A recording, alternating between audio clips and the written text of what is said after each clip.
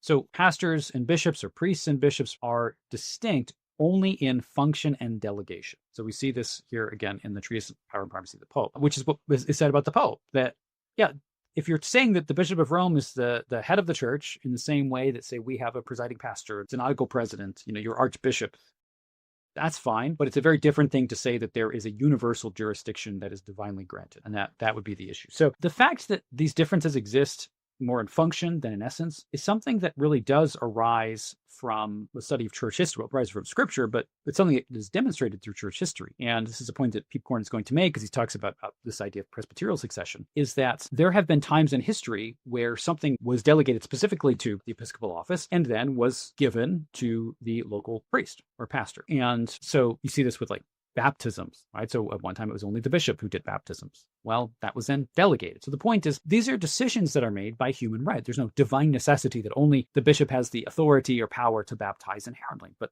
that's the way that the church functioned at that time organizationally. And then when times changed, it didn't seem practical anymore.